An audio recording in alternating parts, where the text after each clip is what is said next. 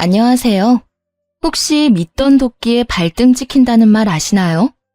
제가 무슨 일을 당한 건 아니지만 저를 믿지 못하고 다른 사람들만 맹신하던 시댁과 남편이 저 말대로 당했거든요. 다시 생각해도 웃긴 이 사람들이 요즘 떠올라서 다른 사람들과도 이야기를 나눌 겸 사연글을 쓰게 됐어요. 저는 30대의 젊은 이혼녀로 다행히 애가 없어 깔끔하게 이혼하고 혼자 살고 있어요. 만약 아이가 있었다면 나무꾼에게 잡힌 선녀처럼 애들 때문에 떠나지도 못하고 그 인간들 헛짓거리를 속 터지게 보고 있어야 했을 텐데 이렇게 제자리를 찾게 되어 참 다행이라는 생각이 들어요. 그때는 애가 생기지 않아 스트레스를 받았었는데 일이 이렇게 되고 나니 차라리 다행이다 싶어요. 저와 남편은 평범한 부부였어요. 연애 때는 꽤 즐거웠지만 결혼 후에는 조금씩 식어가는 여느 다른 부부들과 다름없었죠. 남편과의 관계가 전처럼 뜨겁지 않다고 해서 또 남편의 애정이 점점 식어간다고 해서 그걸 마음에 안 들어 했다는 건 아니에요. 영원한 감정은 없다고 생각하거든요. 다만 사랑이 정으로 바뀌는 정도의 변화만 있을 거라고 생각했고 시댁과의 관계도 조금씩 열매가 익듯 뭔가 결실이 맺힐 거라고 믿었어요. 어떻게 남편 쪽은 그렇게 이해하고 넘어갔지만 시댁 문제는 쉽게 해결되지 않더군요. 시모에게는 신우라는 아주 강력한 아군이 있었거든요.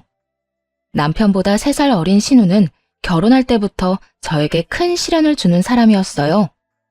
새언니, 저 투자하는 곳이 있는데 같이 해보실래요? 저한테 돈 주시면 불려서 돌려드릴게요. 저 투자 잘해요. 야, 넌 그런 건 오빠한테 먼저 이야기해야지.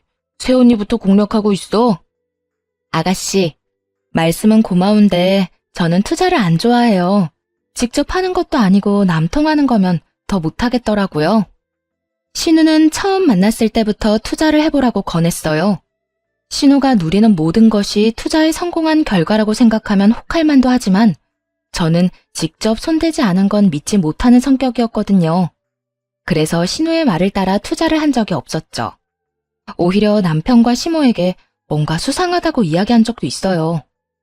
아가씨가 투자한다고 말한 거 조심해야 할 것 같아. 아가씨는 아가씨 돈으로 하는 거니까 문제 없지만 당신이나 어머님은 간접적으로 투자하는 거나 마찬가지잖아. 그리고 항상 수익률이 좋을 리가 없는데 아가씨는 늘 수익을 낸다니까. 아니야. 수익 떨어질 때도 있는데 얘가 파는 타이밍을 정확하게 알거든. 그리고 잃는 것보다 얻는 게 많으니까 다른 사람들도 다 동생한테 부탁하는 거지. 걔네 시댁도 걔한테 투자 부탁한다고 하더라고.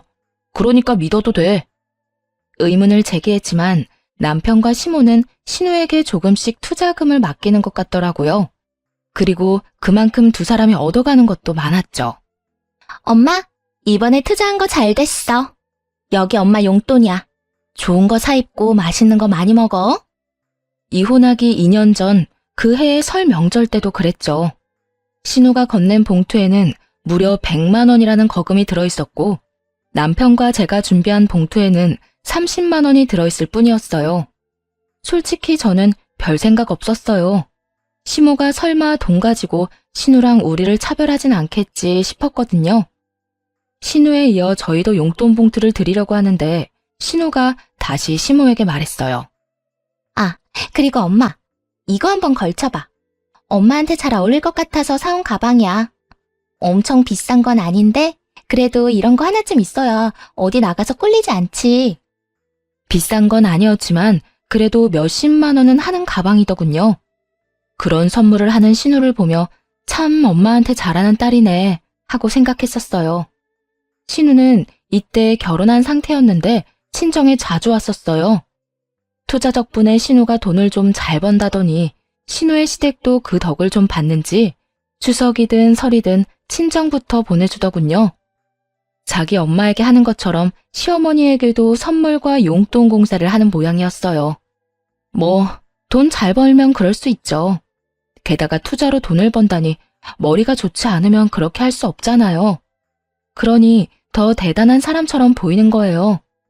이때만 해도 그저 신우가 돈 버는 재주를 가지고 있고 재물복을 강하게 타고났나 보다 하고 생각했어요. 그리고 당연히 그런 신우를 시모는 엄청 좋아했죠. 아유, 뭐 이런 걸 다 사와. 나는 이런 거 없어도 된다고 했잖니. 그러면서 저희가 사들고 온 과일이며 건강기능식품은 쳐다보지도 않고 저쪽으로 밀어서 치워버리더군요. 참 섭섭하긴 했지만 그렇다고 화낼 수도 없었죠. 좋은 날 굳이 화내서 뭐 하겠어요. 그런데 시모가 그런 저의 가슴에 불을 질러버렸어요. 아유, 우리 딸 데려간 집은 호강하네. 어디서 이런 복덩이 같은 며느리를 들일 수 있겠어? 돈 버는 제주도 좋아. 좋은 것도 많이 선물해줘. 어른들 공경해. 모자라는 게 하나도 없는 며느리잖아. 그러면서 저를 힐끗 보더니 말을 덧붙이시더군요. 에휴, 그에 비하면 우리 집은 이게 무슨 꼴이라니?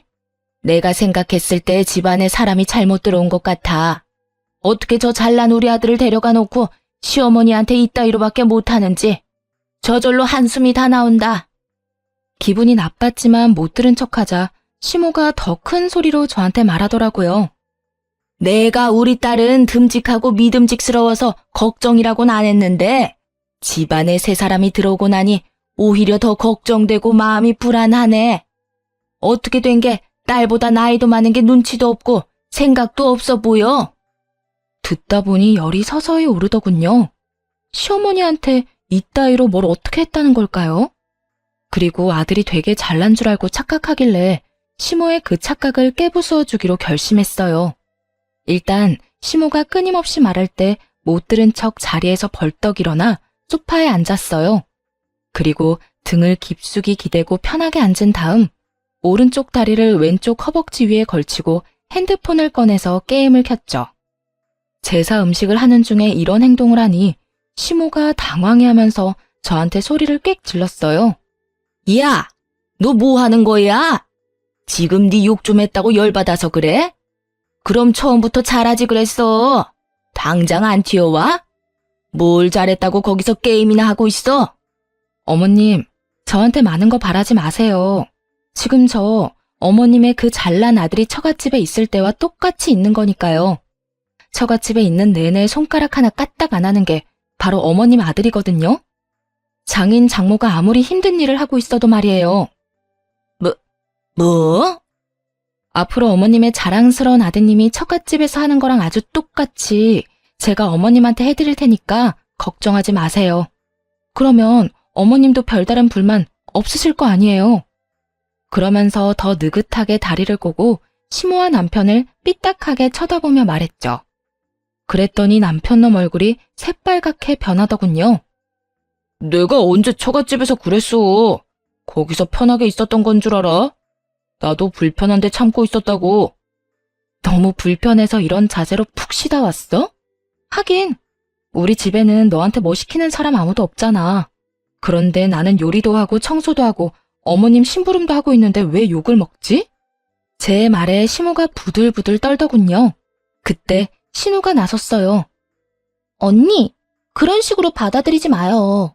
여태껏 나랑 손발 맞춰서 해오다가 새언니랑 같이 하다 보니 엄마가 아직 익숙하지 않아서 그래요. 어쩌겠어요. 엄마도 편한 사람이 좋은 거죠. 신우의 말을 듣고는 옳다구나 싶었어요. 이참에 아주 쏙 빠져버릴 수 있는 좋은 기회라고 생각했거든요. 그래서 시모에게 말했죠. 어머, 그래요? 어머님, 아가씨가 그렇게 좋고 믿음직스러우셨군요. 그러면 그냥 아가씨랑 제사상 계속 차리는 건 어떠세요? 제가 빠져드릴게요. 괜히 이렇게 끼어있는 것도 눈치 없어 보이고 좋은 자리에 못난 며느리가 껴서 뭐 하겠어요. 그쵸? 넌 며느리가 돼서 일도 안 하겠다는 뜻이야? 어떻게 그런 말을 함부로 할 수가 있어? 머리가 제대로 달리긴 했니? 생각이란 걸 하긴 하는 거야. 어떻게든 일 안 하고 싶어서 수쓰는 거 보니 아주 싹수가 노랗네. 그런 식으로 몰아가시려고요?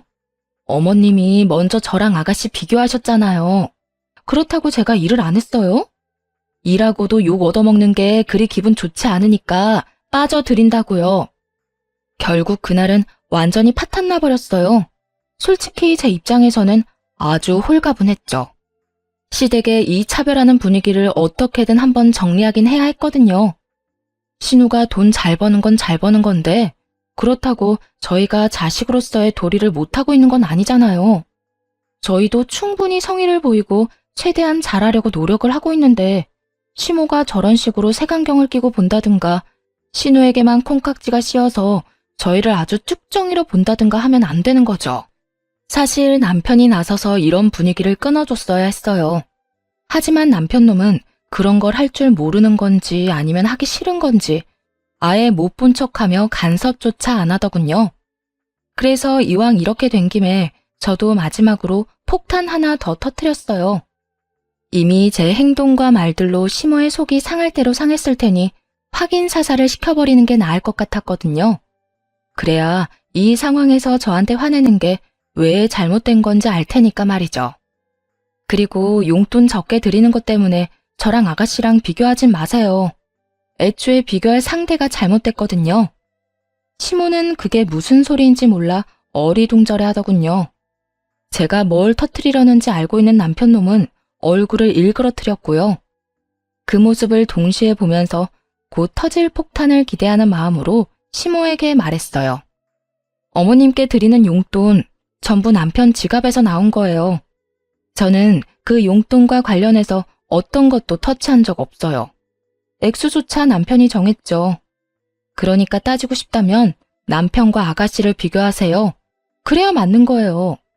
저는 어머님이 비교하시는데 끼일 사람이 아니라고요. 그게 무슨 소리냐, 얘? 이게 무슨 소리야? 내 용돈을 그럼 네가 주는 거야? 여태 네 동생이 엄마한테 100만 원씩 주는 동안 넌 30만 원만 준 거냐고. 100만 원이건 30만 원이건 마음이 중요한 건데 시모는 그 마음의 크기가 다르게 느껴졌나 봐요. 왜 넌 잘 나가는 동생만큼 용돈 못 주냐고 따져봐야 부하만 치밀게 할 텐데 결국은 그렇게 이야기를 하는 바람에 돈을 잘 못 버는 남편놈의 화만 돋우었죠. 당신은 왜 그런 이야기를 해? 우리가 같이 준비한 거라고 말하기로 했잖아. 그럼 내가 지금 뭐가 되냐고. 동생이 100만 원 낼 때 30만 원 낸 오빠가 된 거지. 그렇다고 그게 내 탓이야? 본인 부모님 각자 챙기자고 한 건 당신이야. 솔직히 내가 어머님한테 돈 가지고 구박받고 있으면 당신이 나서서 아니라고 말해줬어야 하는 거 아니야? 그건 내가 나서기도 전에 당신이 분위기를 후리니까 그래서 내가 말 못한 거지. 안 하려고 그런 건 아니었어. 거짓말 좀 작작 해라. 그럼 지금 나한테 왜 화내는데? 나한테 화낼 게 아니라 미안하다고 사과해야 하는 거 아니야? 당신도 가만 보면 진짜 어이없어. 애먼 사람 욕먹게 만들어 놓고. 결국 남편놈은 시모가 보는 앞에서 저에게 혼났죠. 시모도 많이 섭섭했는지 그런 남편을 두둔해주지도 않았어요. 오히려 저와의 말다툼이 끝나자마자 남편놈에게 더 큰 화를 내더라고요. 너는 그런 중요한 이야기를 안 하면 어떡해? 내가 그걸 알았으면 며느리한테 아쉬운 소리를 했겠어? 괜히 사람 잡게 만들고 말이야. 그럼 친정에는 대체 얼마를 주는 거야? 그 물음에 남편이 더 사색이 됐어요. 그럴 수밖에 없었죠. 저는 친정 부모님 용돈 드리는데 야박한 사람은 아니거든요. 집 살 때 돈을 보태주셔서 용돈이라도 최대한 많이 드리려고 노력하고 있었거든요. 제가 입을 열려고 하자 남편놈이 막아서더군요. 엄마가 그것까지 알아서 뭐해? 처갓집에는 와이프가 알아서 드리고 있다는 것만 알면 되지.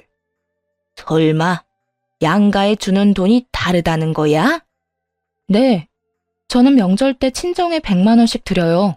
매달 용돈도 30만 원씩은 드리고요. 아가씨만큼 많이 드리지는 못해도 최대한 성의는 보이고 있어요. 결국 친정에 드리는 용돈 액수를 알고 나서 시모는 완전히 뻥 터지고 말았어요. 사실 액수가 너무 많이 차이 나잖아요. 게다가 남편보다 제가 더 많이 버는 것도 아니었거든요. 월급이 딱 100만 원 정도만 차이 나는 걸 시모도 알고 있었고요. 그런데 아들놈이 명절 때 자기 용돈을 꼴랑 30만 원씩만 줬다는 사실이 시모에게는 엄청나게 충격이었나 보더군요. 너 진짜 어떻게 이럴 수 있어? 엄마가 얼마나 고생하면서 널 키웠는데 평소에 용돈도 안 주면서 설에 꼴랑 그만큼 준다고? 내가 너를 낳고 미역국을 먹은 게 후회스럽다 이놈아. 그러면서 시모는 남편 등을 때리며 소리를 질렀고 틈틈이 제 눈치도 보더군요. 솔직히 저는 시모가 화내는 게 이해가 안 갔어요. 각자 형편 따라서 용돈을 드리는 거지 누구 하나가 많이 드렸다고 우리까지 그렇게 낼 필요는 없잖아요. 우리 나름대로의 성의를 보여주면 되지 금액이 효심의 크기는 아니니까요. 그럼에도 시모가 아들놈을 잡길래 저한테 그렇게 말하고 행동한 게 민망해서 저러는구나 하고 말았어요. 결국 그 뒤에 시모는 제게 사과를 했죠. 알지도 못하고 그런 말 한 거 미안하다고요. 그렇지만 뒤늦게 미안하다고 한들 이미 마음속에는 시모에 대한 불신이 쫙 깔려버렸고 벽까지 생겨버렸어요. 그래도 이때만 해도 이혼까지는 생각하지 않았어요. 고작 말다툼했다고 이혼하는 집은 잘 없잖아요. 물론 있을 수도 있지만 그 정도까지 상처받은 건 아니었거든요. 그렇게 2년의 시간이 흘러 추석이 다가왔어요. 딱히 상황이 변한 건 아니어서 저는 당연히 시댁에 간다고 생각하고 있었죠. 그래서 짐을 싸는데 남편 놈이 갑자기 저한테 그러더군요. 여보, 짐 안 싸도 돼. 이제 우리 집에서 명절 지낼 거야. 그 말을 들은 순간 눈앞이 노래졌어요. 그렇게 중요한 사항을 추석 이틀 전에 이야기해주다니요. 뭐? 그럼 미리 말했어야 할 거 아냐. 제사 준비며 뭐며 아무것도 안 돼 있는데. 게다가 시부모님이 여기 오셔서 주무실 텐데 이불조차 제대로 된 게 없다고. 신혼집은 시댁보다 시내에서 멀었기 때문에 남편과 제가 시댁에서 하룻밤 자면 잤지 시부모님이 집에 오신 적은 없었어요. 친정 부모님이 놀러 오셔도 따로 호텔을 잡아드렸을 정도였거든요. 솔직히 이때까지만 해도 남편이 상의도 안 하고 혼자 결정한 거라고 생각했어요. 시모가 굳이 우리 집에 오겠다고 할 일이 없었으니까요. 당신 혼자서 이런 일을 결정하면 어떡해? 나도 준비를 해야 하잖아. 아니면 미리 이야기라도 좀 하든지. 생각이 있는 거야, 없는 거야? 뭐 이런 일로 생각이 있고 없고까지 나와. 내가 혼자서 결정한 게 아니고 본가에서 그렇게 하자고 말 나온 거야. 그래서 나도 그러자고 한 거고. 미리 말 안 해서 미안하긴 한데 이게 그렇게까지 화낼 일이야? 내일부터 준비하면 되잖아. 정말 섬세하지 못한 인간이었어요. 추석인데 음식 준비만 하면 끝나나요? 이놈 눈에는 이쪽 저쪽 어질러진 방이며 널브러진 집기들은 보이지 않는가 보더군요. 어느 세월에 그걸 다 치우고 정리를 할 것이며 또 어느 세월에 명절 음식을 다 하겠냐고요. 답답하고 열받아서 탁자 의자에 한참을 멍하니 앉아 있었어요. 빨리 뭐라도 시작해야 하는데 어디서부터 손대야 할지 막막했거든요. 그런데 시모에게서 연락이 왔어요. 네, 어머님. 그래. 예. 우리 너희 집 가서 추석 지내기로 한 거 들었지? 네, 방금 들었어요. 오늘요. 아이고, 이놈이 내 그럴 줄 알았어. 미리 내가 말하겠다고 해도 굳이 지가 이야기하겠다더니. 그래, 요리는 걱정하지 마라. 내가 다 해갈게. 갑작스럽게 자상해진 시모의 말에 약간 싸했어요. 이건 정말 본능적으로 느낀 건데 뭔가 이상했거든요. 저렇게 따뜻하고 부드러운 말을 할 사람이 아닌데 그래서 일단 알겠다고 하고 시댁 식구를 기다렸죠. 그런데 신우도 전에 비해서 너무 부드러워졌더군요. 마지막으로 만나고 불과 반년이 지났을 뿐인데 말이에요. 새언니, 잘 지내셨어요? 어머, 집이 깨끗하네요. 저희 온다고 너무 무리한 건 아니죠? 오빠가 미리 이야기 안 했다는데 죄송해요. 이렇게 말할 정도였다니까요. 역시 뭔가 이상하다 싶었는데 그날 저녁 그 이유를 알게 됐어요. 여보, 당신한테 할 말이 있는데. 그러면서 남편이 신우와 함께 작은 방으로 들어왔어요. 안방은 시부모님 지내시라고 내드렸고 저와 남편이 작은 방에서 자기로 했거든요. 신우는 곧 돌아갈 예정이었고요. 남편이 신우와 함께 들어오는 모습을 보자 뭔가 불길한 예감이 들었어요. 그것도 할 말이 있다니. 도대체 무슨 말일까 싶었는데 정말 예상 외의 말을 꺼냈어요. 혹시 우리 본가랑 합가하는 건 어때? 부모님을 우리 집으로 오시라고 하고 싶은데 괜찮을까? 갑자기 합가라니? 이렇게 아무 상의도 없이? 놀라기도 했고 당황스러워서 제 표정이 나빠지자 신우가 급히 말하더군요. 새언니, 사실 우리 엄마가 지금 좀 아파요. 엄청 심한 건 아니지만요. 아빠랑 두 분이서만 지내시는데 봐줄 사람도 없고 걱정이 많이 돼서 정말 미안하지만 새언니한테 부탁해보는 거예요. 시모가 아프다는 이야기를 들으니 마음이 좀 누그러지더군요. 사람이 아프다는데 또 모질게 굴 수는 없는 노릇이니까요. 아무리 저한테 잘해주지 않은 시모라도 남편의 어머니이고 남편과 함께 사는 동안은 시부모까지 케어하는 것도 며느리의 도리 같았어요. 물론 시모를 모시는 건 죽기보다 싫었지만 어쩌겠어요. 그런데 생각하다 보니 궁금한 점이 생겨서 남편에게 물었어요. 그런데 왜 우리 집으로 오시라고 해? 차라리 우리가 어머니네로 들어가는 게 낫지 않아? 우리 집보다 시내 쪽에 사시니까 병원도 더 가깝고 집도 훨씬 크잖아. 아무리 생각해도 합가하려면 그쪽 집으로 우리가 가는 게 나을 텐데. 그렇게 말하자 남편과 신우의 표정이 약간 묘하게 변하더군요. 뭐랄까, 무언가를 숨긴 듯 난감한 표정이라고나 할까요? 여보, 그게 사실은 얼마 전에 엄마가 이사를 하셨거든. 좀 멀리 외곽 쪽으로 나갔는데 평수도 줄고 집 상태도 그렇게 좋지 않더라고. 그래서 엄마 몸이 더 안 좋아질까봐 우리 집에서 모시자고 한 거야. 뭐? 예전 시댁이 얼마나 좋은 집이었는데 시내랑 가까워서 집값도 비쌀 텐데 그런데 그 집을 팔았다고? 도대체 왜? 사실 엄마가 돈 쓸 곳이 좀 있어서 집 팔아서 좀 작은 곳으로 가셨어. 그런데 갑자기 아프게 될 줄 누가 알았겠어. 물론 집 판 돈으로 병원비도 좀 냈지. 하기야 병이 사람과 상황을 가리면서 오는 게 아니잖아요. 나도 모르게 병에 걸리는 것인데 안 좋은 시기에 그렇게 되는 경우도 많긴 하죠. 주변의 이야기를 들어봐도 꼭 나쁜 상황과 나쁜 일이 겹치더라고요. 이때까지는 당연히 시모도 그런 상황인 줄로만 알았죠. 그럼 어머님은 지금 정확히 어디가 아프신 거야? 그게 암이시래. 그래도 엄청 심한 건 아니고 일기라서 그냥 통원 치료를 해도 괜찮다고 하던데. 따로 암에 걸려본 적도 없고 주변에도 암에 걸린 사람이 없어서 남편이 그렇게 말하니 그런가 보다 했죠. 그래서 결국 합가를 허락할 수밖에 없었어요. 시댁 집은 그대로 놔두고 오실 테니 몸 상태가 좋아지면 다시 돌아가실 거라고 생각했거든요. 일기면 생존율도 높고 거의 정상처럼 지내는 분들도 많으니까요. 그렇게 저와 남편 그리고 시부모님의 합가가 시작됐어요. 생각보다 신경 쓸 건 많이 없었어요. 시모가 웬일로 까다롭게 굴지 않고 평상시와 다르게 굉장히 잘 대해주더라고요.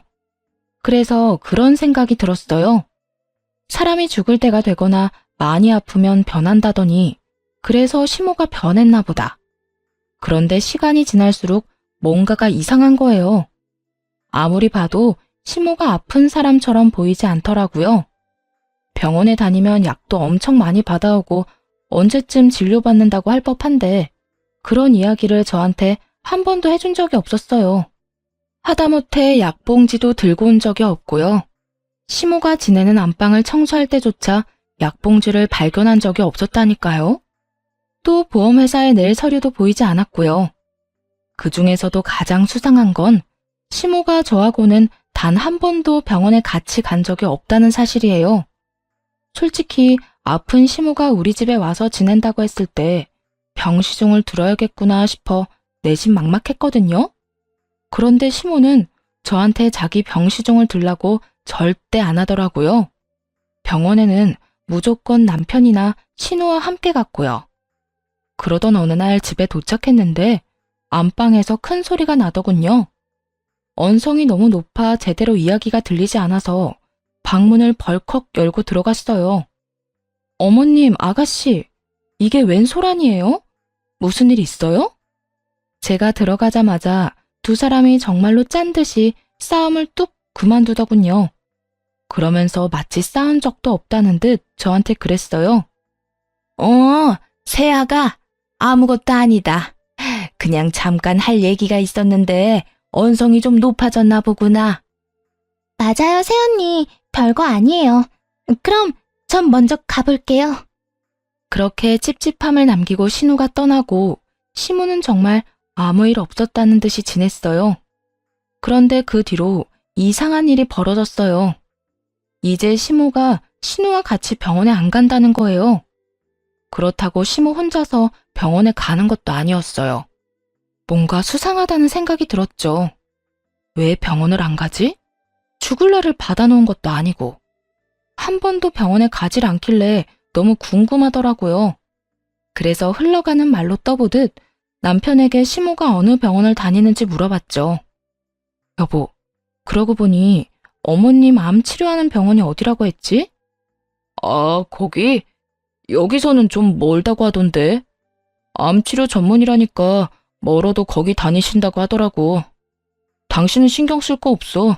동생이 다 알아서 하잖아. 이럴 때라도 많이 부려먹어. 아니, 그래도 명색이 며느리인데 어머님이 어디서 치료하는지 정도는 알아야지.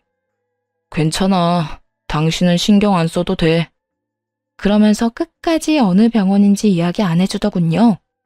그렇다고 제가 포기할 사람이 아니거든요. 출근해서 쉬는 시간에 암을 치료하는 모든 3차 병원에 전화를 걸었어요. 그리고 시모 이름을 대며 보호자라고 담당 간호사를 바꿔달라고 했죠. 그런데 그 어느 병원에서도 시모 이름을 가진 환자를 찾을 수 없었어요. 그제야 계속해서 품어온 의문이 풀리는 것 같았죠. 아, 이것들이 짜고 거짓말을 해서 합가를 시켰구나 하고요. 거기까지 알아내니 더 이상 참을 필요가 없더라고요. 당장 집으로 가서 남편에게 따졌어요. 이게 어떻게 된 일이야? 어머님 아프신 거 아니지? 내가 이 동네 근처 암 전문 병원 싹 다 뒤졌거든? 근데 어머님 이름을 가진 환자가 없다는데 도대체 어떻게 된 일이냐고. 그렇게 조목조목 따지자 집안에 있던 시모와 시부의 얼굴이 하얗게 질리더군요. 거짓말한 게 들통이 났으니 그럴 수밖에요. 그런데 남편 놈은 생각보다 태연하더라고요. 아니, 오히려 여유가 넘쳤어요. 이 인간이 왜 이러나 싶었죠. 그거 가지고 이렇게 화가 난 거야? 미안해. 내가 속인 건 미안한데 우리도 다 그럴 상황이어서 어쩔 수 없이 거짓말한 거야. 그리고 자기한테도 나쁜 일 절대 없어. 나쁜지 안 나쁜지는 내가 정해.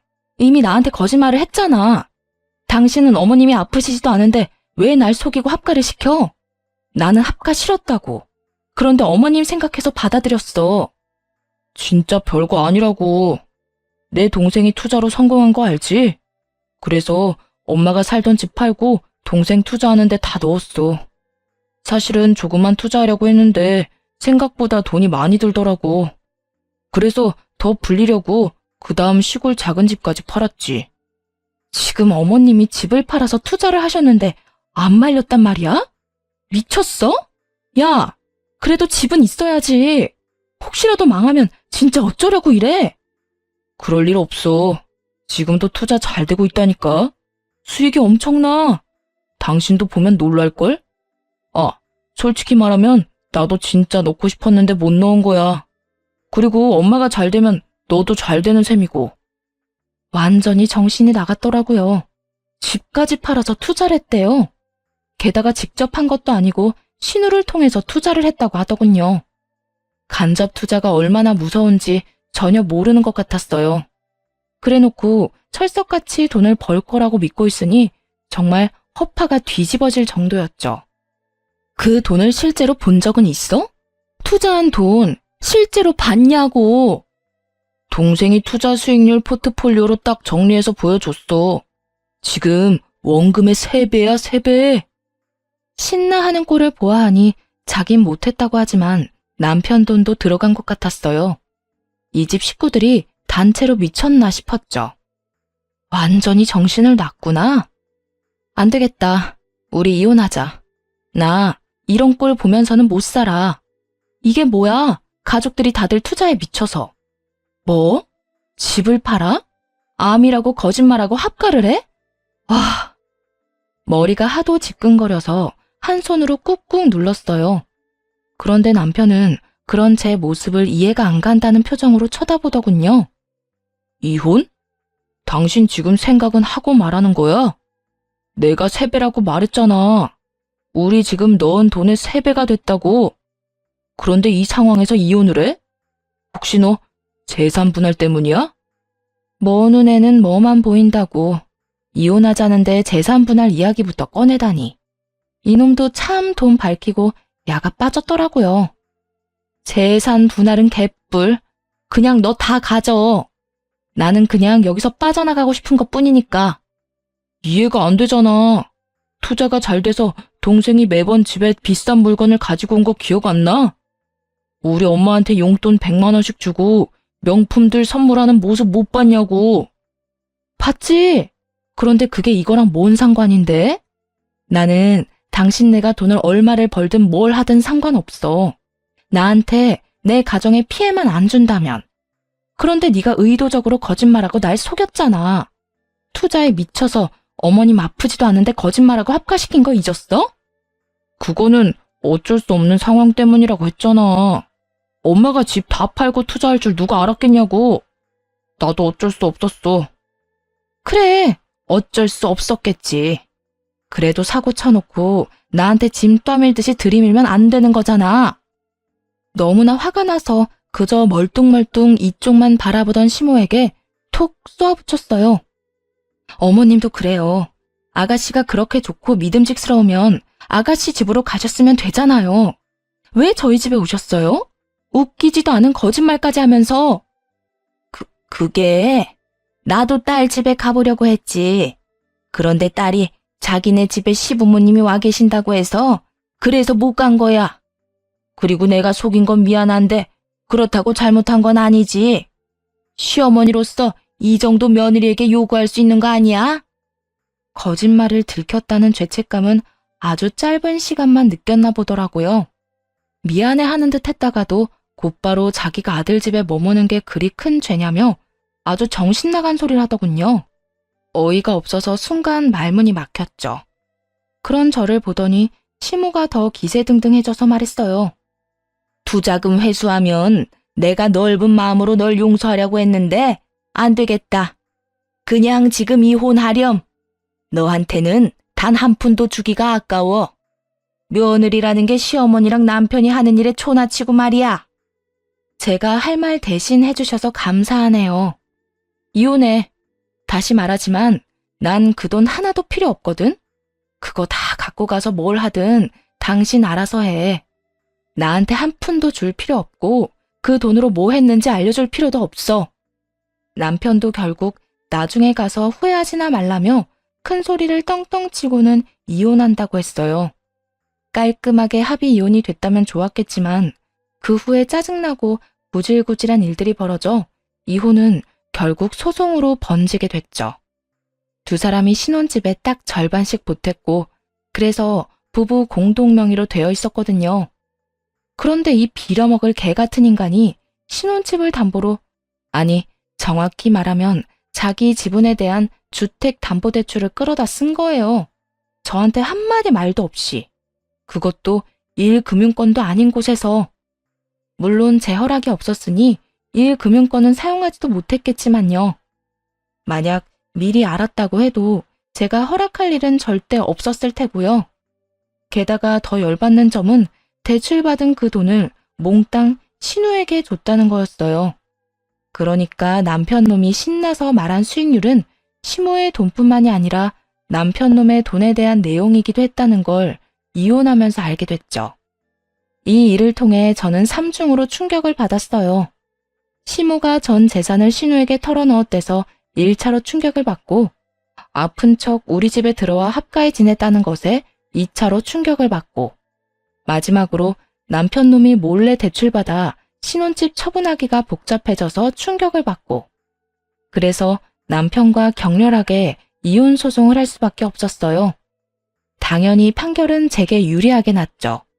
유책 사유가 거의 남편에게 있었으니까요. 남편이 대출받았다는 사실을 알았을 때 저 몰래 빌려다 쓴 돈을 증거로 남편의 유책 사유를 더욱 공고히 해뒀거든요. 판결 내용을 가지고 가서 남편에게 말했어요. 빨리 동생한테 가서 돈 받아와. 나한테 집값의 절반에다 위자료까지 싹 다 주면 이 집 줄게. 그러면서 일부러 남편 놈과 시모를 신우에게로 보냈어요. 사실 신우가 시모와 남편을 속이고 있었거든요. 왜 저번에 시모와 신우가 저희 집에서 엄청 싸웠잖아요. 그때 왜 싸웠나 싶어서 한번 알아보려고 신우 뒤를 따라간 적이 있었어요. 그런데 그때 보고야 만 거죠. 신우의 실체를. 남편과 시모가 떵떵거리면서 돈 찾아오겠다며 떠나고 몇 시간 뒤 두 사람이 완전 사색이 돼서 집으로 돌아왔더군요. 저는 일부러 빈정거리며 말했죠. 어디 투자의 귀재인 아가씨한테 돈 잘 받아왔어? 빨리 줘. 나도 나가게. 당신 언제부터 알고 있었어? 내 동생 망한 거 언제부터 알고 있었냐고. 지금 그걸 물을 상황인가요? 그 많은 돈을 어떻게 구할지가 더 걱정일 텐데 그래도 궁금해하니 답해줬어요. 어머님이랑 아가씨가 우리 집에서 싸우고 사이 서먹해졌을 때부터 알았지. 아가씨 엄청 허름한 데서 지내더라고. 그것도 시댁 사람들한테 구박받아가면서. 그걸 왜 지금 알려주는 건데? 알았을 때 바로 이야기해줬어야지. 지금 상황이 완전히 엇같이 됐다고. 아, 내 돈! 남편 놈이 처절한 절규를 내지르더군요. 시모가 아프다고 속일 때는 몰랐을 텐데 이제는 제 마음을 깨닫게 됐을 거예요. 남을 속인다는 게 얼마나 나쁜 짓인지. 자기 눈에 피눈물이 나봐야 남을 울린 게 얼마나 큰 잘못인지를 알 테니까요. 뒤이어 시모가 들어왔는데 신우를 연행해 가는 것처럼 끌고 오더라고요. 그리고 신우의 입을 통해 사건의 전말을 들을 수 있었어요. 정말 골 때리는 상황이었죠. 오빠, 엄마, 정말 미안해. 나도 투자가 실패할 줄은 몰랐어. 시댁에서 받은 돈까지 다 잃는 바람에 오빠랑 엄마 돈으로 시댁 투자금 메꿨어. 그런데 오빠랑 엄마한테 계속 뭐라도 줘야 하니 어쩔 수 없이 좀 더 작은 집으로 이사 간 거고. 결국 그런 신우의 계략으로 시모와 남편은 투자가 잘 되고 있다고 믿게 됐고 더 큰 돈을 신우에게 갖다 바친 거였죠. 정말 바보들 아닌가요? 어떻게 그렇게 큰 돈을 투자하는데 직접 하지도 않는지. 그래놓고 저렇게 철석같이 투자가 잘 되고 있다고 믿는 것도 신기했고요. 아무리 가족이라도 돈 문제는 철저히 다뤄야 하는데 그러지 못했으니 결국에는 피를 보게 됐잖아요. 신우의 고백에 시모와 남편은 아예 무너져 버리더군요. 그럼 투자를 했다는 것도 거짓말이었어? 투자를 하긴 한 거야? 어떻게 된 건데? 엄마 돈은 다 어디로 갔어? 내 돈으로 설마 너희 시댁 투자금 다 물려준 건 아니지? 투자가 조금이라도 되긴 한 거지. 엄마, 미안해. 시댁에서 준 투자금이 엄청 많았어. 그래서 엄마가 집 팔아서 준 돈만으로는 다 갚을 수가 없어서 오빠한테까지 손을 벌리게 된 거야. 엄마랑 오빠 돈은 아예 투자하지도 못했어. 미안해. 흐느끼는 신우의 망연자실한 시모, 그리고 화가 나서 발광하는 남편. 집이 아주 난장판이 됐죠. 그래도 이제는 제 알바가 아니라 아주 냉정하게 남편에게 말했어요. 지금 당장 은행 가서 후순위 주택담보대출 신청해. 어차피 한도 끝까지는 못 뽑았을 거 아니야. 일단 그거 신청해서 나온 돈은 나한테 주고 나머지 금액은 당신이 어딜 가서든 구해와.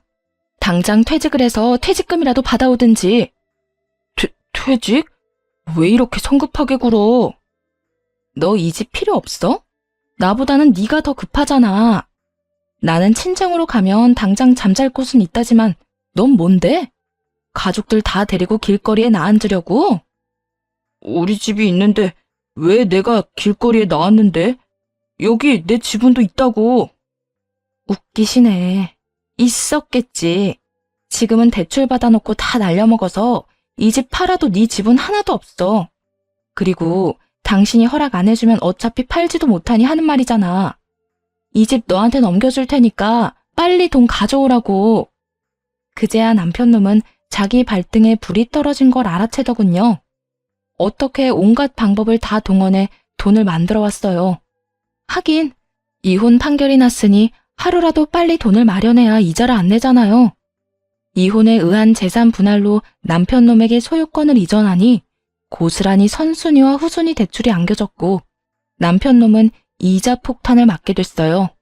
그래도 솟아날 구멍이 있긴 했죠.